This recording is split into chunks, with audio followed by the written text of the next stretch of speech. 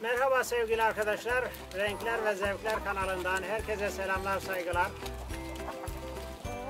Bu videomuzda sizlere kümesimizdeki hayvanlarımızın, tavuklarımızın, horozlarımızın, civcivlerimizin en doğal hallerini göstereceğiz arkadaşlar. Birkaç bölüm halinde değişik zamanlarda çekmiş olduğumuz videoları birleştirerek sizlere güzel ve eğlenceli bir video hazırladık arkadaşlar.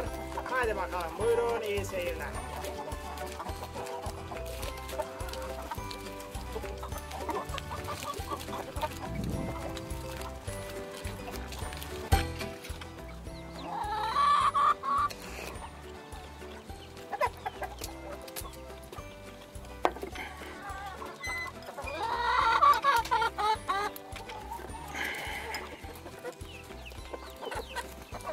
Çekilin bakayım, çekilin. Ayaklarınıza basarım bak, ona göre çekil.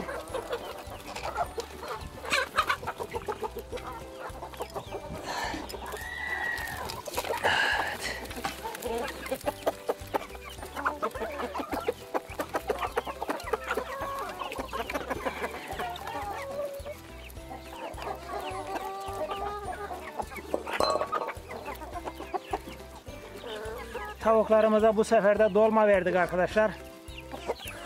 Hep dolmayı insanlar mı yiyecek? Biraz da tavuklar yesin. Bayram arefesi dolma yapmıştık. Arkasından da Kurban Bayramı giriverince et yemekten dolma yemeye fırsat kalmadı. Biz de bozulmasın diye tavuklarımıza ikram ettik. Maşallah ne güzel, böyle keyif içerisinde. Bunların da Kurban Bayramı bu olsun bakalım.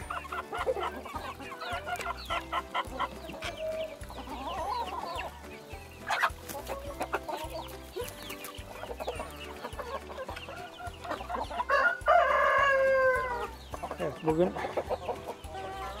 çok iyi suyu gelmişti. Ağaçlarımızı bol miktarda suladık. Sulanmış oldu. Damlama sistemiyle. Civcivler, hadi siz de gidin bakın ya. Siz de böyle, size de düşer bir şeyler. Hadi oradaki yemi nasıl olsa yersiniz. Çıkın bakayım dışarıya. Çık hadi. Dışarıya çık da bak orada bir sürü yeni yiyecekler var. Git. Amma öttün ha. Amma öttün civciv. Amma öttün. Bir şey yapmadık. Git bakayım. Git o tarafa. Git hadi bak. Tavukların altından bir şeyler kapar, size de şeyler. Bak gördün mü? Bak. Gördün mü? İşte böyle olacaksın. Aferin. Siz de çıkın gençler. Şişt, çıkın. O yemi nasıl olsa yersiniz, sonra yersiniz. Gel. Çık oradan, çık. Bak size dolma getirdim. Gel lan. Lan ama kapınızı kapatıyorum. Sonra yersiniz onu. Çık. Geç bakalım. Şu çamurun içerisine bir girin bakalım. Tabiatla alışın. Geç hadi, geç. Bizim karışık civcive bakın. Bunun ne olduğunu gerçekten merak ediyorum. Ne civcivi acaba? Askolot civcivi yerine böyle bir şey çıktı, geldi. Geçin bakalım. Arkadaşlar, civcivlerimizle tavuklarımızı aynı anda çıkartmıyorduk. Birkaç deneme yaptık. Civcivlere çok az rahatsızlık verdikleri oluyor ama genelde yani çok fazla sıkıntı olmuyor. Bakın yani şu anda hani ben varken de ben yokken de sık gözlemledik. Herhangi bir şekilde bunlara vurma, bunlara saldırma, civcivlere veyahut da işte hani daha başka bir şekilde bir zarar verme olmadı şimdiye kadar. Bakın, bak. Hatta civcivimiz tavuğun ağzından yem çalmaya çalışıyor. Böyle ilginç durumlarda oluyor yani. Güzel kız. Sen kız mısın, erkek misin? Gel bakayım ya. Alaca.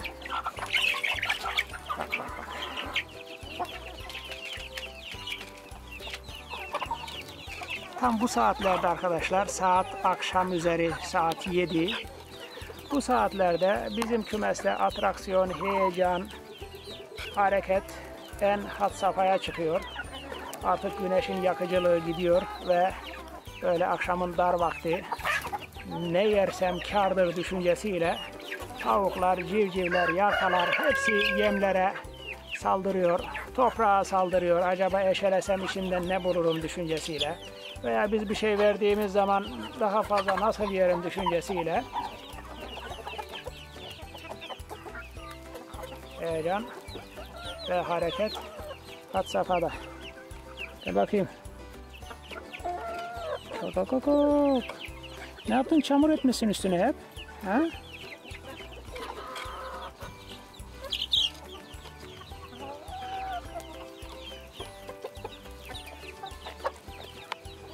Arkadaşlar böyle alıştırırsak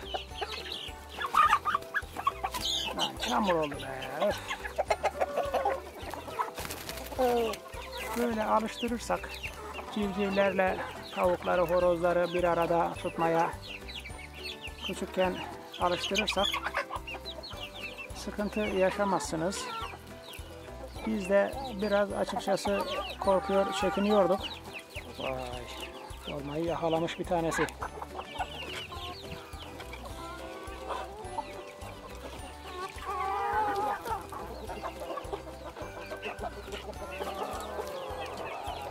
Şimdi arkadaşlar, bu tavuklarda böyle bir şey vardır. Tavuk sülalesinde böyle bir şey vardır. Birisi bir yemi aldı kaptı ya. Arkasından 10 tanesi koşar. Vay nasıl yedin ya? Nasıl yedin o kadar? Olmayı nasıl yedin? Orada bir kavga gürültü oldu ama çabuk bitti. Size gösteremedik.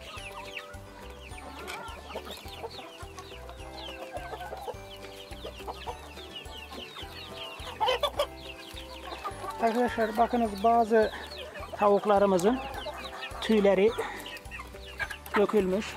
Bu horozların aşırı hırpalaması sonrasında dökülür bu tüyler. Ama artık Ağustos ayındayız arkadaşlar.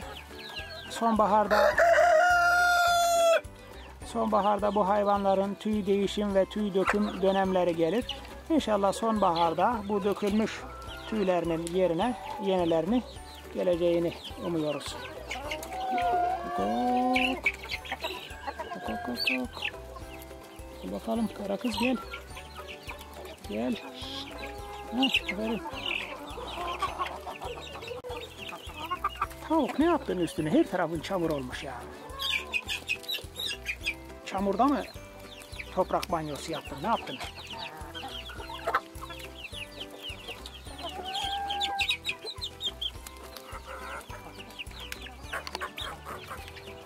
Bak büyük civciv, küçük civcivlere rahatsızlık verme, çok ayıp ediyorsun ha.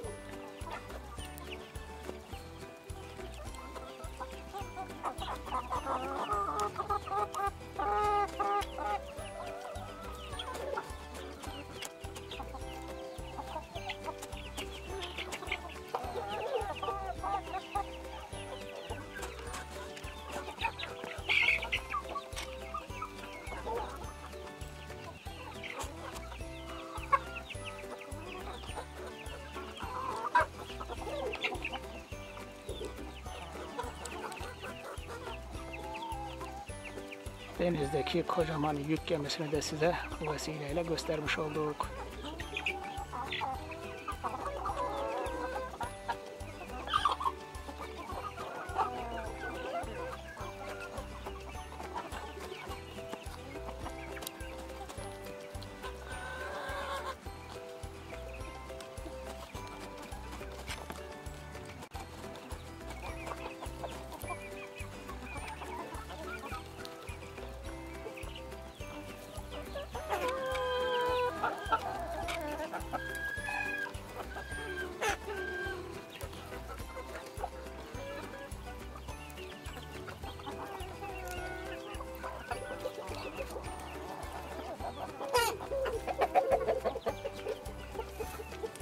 Ne yaptınız gençler? Dolmayı bitirdiniz mi? Oho, dolmanın yerinde yerler esiyor. Birkaç yeşillik kalmış.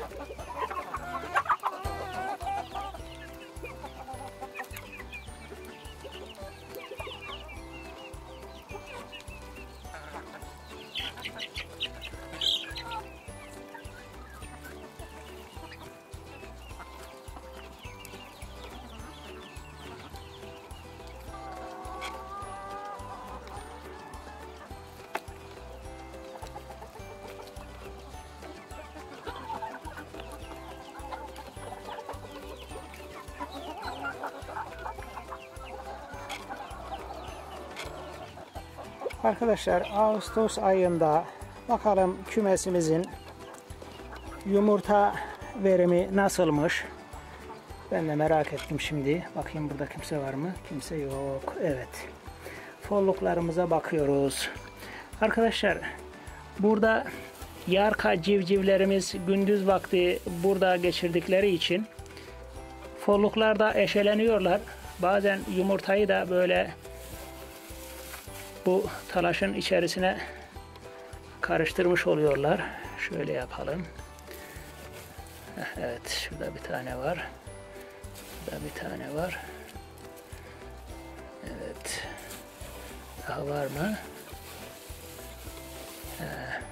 Kaç tane? 5 tane. O zaman bugün sabahtan almışlar demek ki.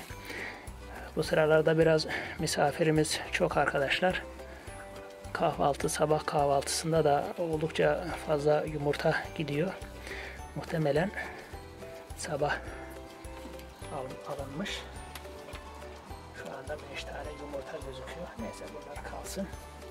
Sabahta 6 civarında falan yumurta alındığını tahmin ediyorum arkadaşlar. Çünkü bizim kümesimizin yumurta ortalaması kaç tavukta? 17, 2, 15 tavukta arkadaşlar. 11. Yani günde Ağustos ayı olmasına rağmen 4 fire oluyor. Atax ve Ligorin kümesinde 15 tavukta 11, bazen 12 yumurta oluyor. Bir de Astrolorp kümesine bakalım arkadaşlar. Astrolorp kümesinde 9 tane tavuğumuz var. 3 tane de horozumuz var. Bakalım. 1, 2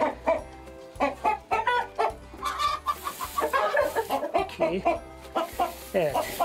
2 tane de veya 3 tane de arkadaşlar sabah alınmış. Demek ki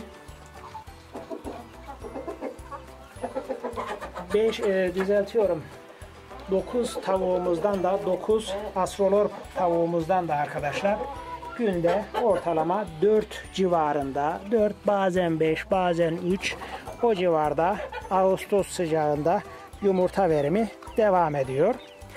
Artık arkadaşlar yumurta veriminin en aza indiği, performansın son derece düştüğü dönemlerdeyiz. Ama yakın bir zamanda havaların biraz olsun serinlemeye başlamasıyla birlikte bu performansın yükseleceğini tahmin ediyoruz. Eğer ki tavuklarımız tüy değişim döneminde yumurtayı kesmezler veyahut da azaltmazlarsa bu yumurta performansının hızla yükseleceğini tahmin ediyoruz. Belki önümüzdeki birkaç ay içerisinde şu küçük yarkalarımızda yumurtaya başlarlarsa o zaman tabii ki hem kuluçkalık hem de kahvaltılık yumurta performansımızın günlük sayılarının artacağını tahmin ediyoruz. Evet. Bugünlük böyleydi arkadaşlar. Sizlere kümesimizin doğal hallerinden bir enstantane bir vakit kaydı aldık.